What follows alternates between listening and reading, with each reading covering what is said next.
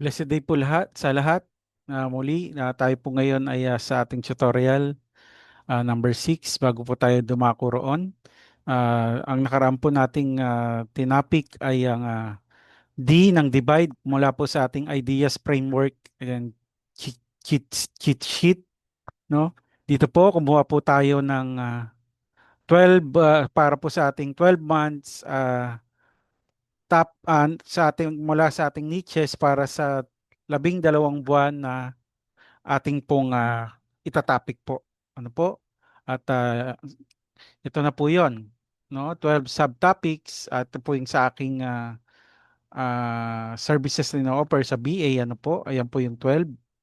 And then darako na po tayo sa extract. Ito nang po man po dito po ay ang objective po natin ay pull real high demand questions people are really already searching for under each subtopic. Ito nga po yung ating subtopic. Ano po? Yung 12. Ngayon po, paano po natin makukuha ngayon yung mga question para sa bawat subtopic po na iyan? Balik po, sa ano po, yung extract. Ito na po, dito na po tayo sa extract. Ah, Dapat po talaga ang gagamitin natin ay Google o kaya Reddit o TikTok, YouTube.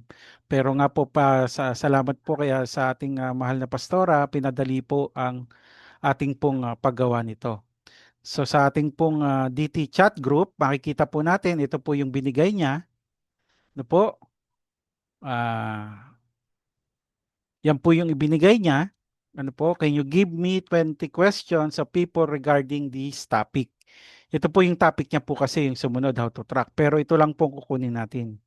Can you give me 20 questions people regarding this topic? Control C po sa ating keyboard o right click para i-copy.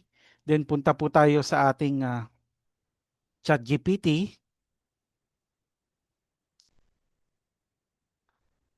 Control B. And then yung una po nating subtopic. Ito po. Copy po natin. Right click para sa ating mouse o Control C naman po sa ating keyboard. I-highlight po natin, Control C. And then Control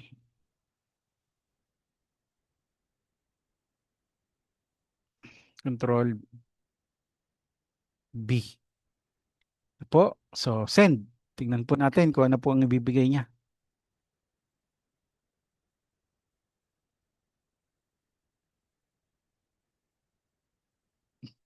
So, yan na po yung 20 questions. Ano po? Na sa una po nating subtopic sa number 1. Ano po? Ngayon po, ang susunod po nating gagawin ay kakopy natin po ito sa ating pong content bank. Ano po? So, kung nakaraan po na kung natatandaan po ninyo, no, kung paano po tayo gumawa ng content bank sa ating pong mga Google Drive. Ano po? So, see you po sa ating next tutorial.